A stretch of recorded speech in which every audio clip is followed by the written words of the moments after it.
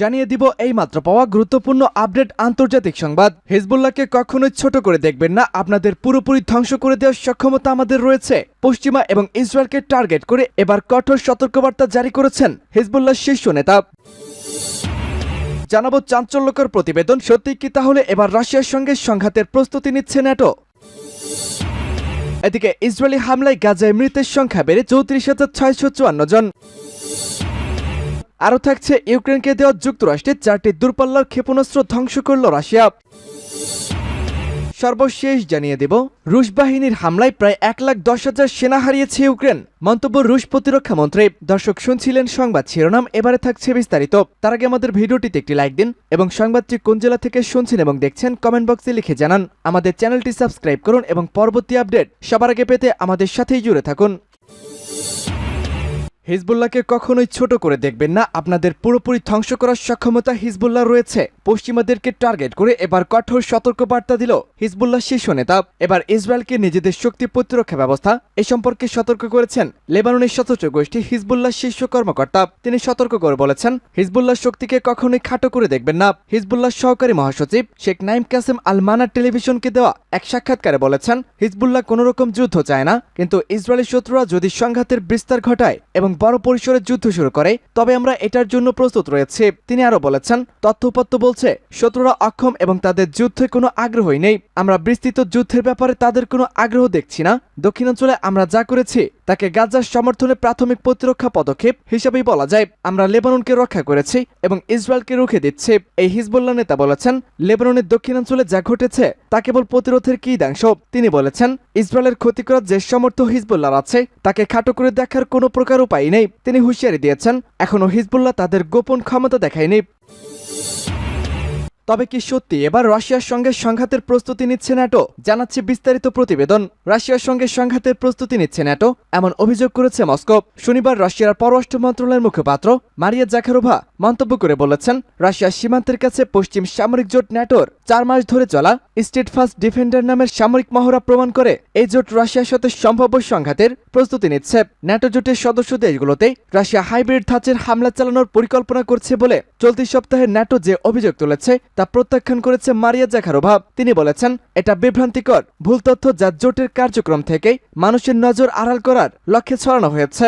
এক বিবৃতিতে রাশিয়ার পররাষ্ট্র মন্ত্রণালয়ের এই মুখপাত্র বলেছেন, বরং ন্যাটোর অস্ত্র, গোয়েন্দা তথ্য এবং অর্থ দিয়ে ইউক্রেনকে সাহায্য করে রাশিয়ার সাথে হাইব্রিড যুদ্ধ চালিয়ে যাচ্ছে। তিনি বলেন, সিনাই যুদ্ধের পর ন্যাটোর সবচেয়ে বড় মহড়া স্টেডফাস্ট ডিফেন্ডার এই মুহূর্তে রাশিয়ার সীমান্তের কাছে অনুষ্ঠিত হচ্ছে। তাদের পরিকল্পনা অনুযায়ী রাশিয়ার বিরুদ্ধে জোটের পদক্ষেপের অংশ হিসেবে হাইব্রিড এই পরিচালিত অস্ত্র সহ সব ধরনের উপকরণ ব্যবহার করে অনুশীলন করা হচ্ছে। মারিয়া জাকারোভা বলেন, আমাদের স্বীকার করতেই হবে রাশিয়ার সাথে সম্ভাব্য সংঘাতের বিষয়ে গুরুত্ব সহকারে প্রস্তুতি নিচ্ছে ন্যাটো। 2022 সালের 24 ফেব্রুয়ারি ইউক্রেনের রাশিয়ার সামরিক সংঘাত শুরুর পর গত কয়েক দশকের মধ্যে রাশিয়া ও পশ্চিমের সম্পর্ক সবচেয়ে বৈরী হয়ে উঠেছে। গত জানুয়ারিতে মহড়া শুরুর ঘোষণা দিয়ে ন্যাটো বলেছিল, রাশিয়ার সীমান্তের কাছে এই মহড়ায় ন্যাটোর 90,000 সৈন্য অংশ নেবে এবং মার্কিন সৈন্যরা রাশিয়ার সীমান্তবর্তী দেশগুলোতে এই জোটের পূর্ব প্রান্তে কোনো সংঘাত ছড়িয়ে পড়লে ইউরোপীয় মিত্রদের কিভাবে শক্তি বৃদ্ধি করতে পারে সেই মহড়াটি চালাবে তারা। সূত্র রয়টার্স। ইসরায়েলি হামলায় গাজায় মৃতের সংখ্যা বেড়ে এবার 34,654 জন। ইসরায়েলের বর্বর হামলায় অবরুদ্ধ গাজা উপত্যকায় গত 24 ঘন্টায় আরও 32 ফিলিস্তিনের মৃত্যু হয়েছে। এ নিয়ে গাজায় মৃতের সংখ্যা বেড়ে দাঁড়িয়েছে 34,654 জনে। শনিবার নিয়মিত আপডেটে এই তথ্য জানিয়েছে হামাস নিয়ন্ত্রিত গাজার স্বাস্থ্য মন্ত্রণালয়। গাজার স্বাস্থ্য মন্ত্রণালয় আরও জানিয়েছে, গাজায় ইসরায়েলিদের হামলা শুরুর পর এখন পর্যন্ত 77,908 জন আহত হয়েছেন। গত 24 ঘন্টায় আহত হয়েছেন আরও 41 জন। গত বছরের 7 অক্টোবর দখলদার ইসরায়েলের বিভিন্ন অবৈধ বসতিকে লক্ষ্য করে হামলা চালায় ফিলিস্তিনি সশস্ত্র গোষ্ঠী হামাস। ওই হামলার পরপরই গাজায় হামলা চালানো শুরু করেছে ইসরায়েলি সেনারা। তাদের হামলায় ছোট এই উপত্যকায় প্রায় 34,500-এরও বেশি মানুষ নিহত হওয়ার পাশাপাশি হাজার হাজার ঘরবাড়ি ধ্বংস হয়ে গেছে। সূত্র আল জাজিরা। নিমেষে যুক্তরাষ্ট্রের 4টি দূরপাল্লার ক্ষেপণাস্ত্র ধ্বংস করে দিল রাশিয়া। ওয়াশিংটনের পক্ষ থেকে কিয়েভকে দেওয়া 4টি দূরপাল্লার আতকামাস ক্ষেপণাস্ত্র ধ্বংস করার দাবি করেছে রাশিয়া। আজ শনিবার রাশিয়ার পক্ষ থেকে বলা হয়, মস্কো অধিকৃত ক্রিমিয়ার লক্ষ্য করে ইউক্রেনের সেনারা 4টি ক্ষেপণাস্ত্র উৎক্ষেপণ করেছিল। রুশ প্রতিরক্ষা মন্ত্রণালয় দাবি করেছে, রাতের বেলা উৎক্ষেপণ করা ওই 4টি ক্ষেপণাস্ত্রই ধ্বংস করা হয়েছে। তবে ক্ষেপণাস্ত্রের ধ্বংসাবশেষ থেকে কোনো প্রকার ক্ষয়ক্ষতি হয়েছে কিনা সেটা প্রকাশ করা যায়নি। গত এপ্রিলে যুক্তরাষ্ট্রের পক্ষ থেকে ইউক্রেনকে আতাকামাস ক্ষেপণাস্ত্র ব্যবহার করার কথা জানানো হয়। ইউক্রেনের পক্ষ থেকে যুক্তরাষ্ট্রের কাছে দূরপাল্লার ক্ষেপণাস্ত্র পাঠানোর অনুরোধ করার পরে এই ক্ষেপণাস্ত্র দেওয়া হয়েছিল। গত অক্টোবরে ইউক্রেনের পক্ষ থেকে প্রথমবারের মতো যুক্তরাষ্ট্রের তৈরি আতকামাস ক্ষেপণাস্ত্র ব্যবহার করা হয়। তবে গত মাসে যে ক্ষেপণাস্ত্রগুলো সরবরাহ করা হয়েছিল সেগুলোর পাল্লা 300 কিলোমিটার, অর্থাৎ এগুলো 300 কিলোমিটার দূরের লক্ষ্যবস্তুতে আঘাত হানতে সক্ষম।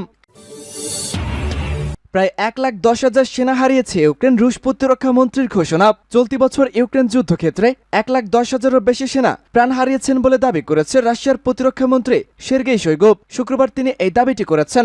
রাশিয়ার এই শীর্ষ কর্মকর্তা বলেন, সমস্ত ফ্রন্টলাইনের রাশিয়ার সেনারা ইউক্রেনের সেনাদের প্রতিরক্ষা অবস্থান তছনছ করে দিয়েছে। চলতি বছর রুশ সেনারা ইউক্রেনের কাছ থেকে 447 বর্গ কিলোমিটার এলাকা নিজেদের দখলে নিয়েছে বলেও তিনি দাবি করেছেন। সের্গেই শোইগু বলেন, সমস্ত খরচ উপেক্ষা করে যুদ্ধ চালিয়ে যাওয়ার জন্য আমেরিকা এবং তার মিত্ররা কিয়েভকে অব্যাহতভাবে চাপ দিচ্ছে। এর ফলে পুরো এপ্রিল জুড়ে ইউক্রেনে প্রতিদিন অন্তত 1000 সেনা হতাহতের শিকার হয়েছে। রুশ প্রতিরক্ষা মন্ত্রী আরও বলেছেন, উচ্চ হারে ক্ষয়ক্ষতির কারণে ইউক্রেন সেনা মোতায়েনের প্রচেষ্টা বাড়িয়েছে, কিন্তু ইউক্রেনের লোকজন যুদ্ধ করতে চায় না। তাদেরকে জোর করে ফ্রন্টলাইনে পাঠানো হচ্ছে এবং তাদের মৃত্যুকে নিশ্চিত করা হচ্ছে। পশ্চিমা অর্থ ও সামরিক সহায়তার লোভে ইউক্রেন তার জনগণকে বলি দিচ্ছে বলে জানিয়েছে পার্স টুডে।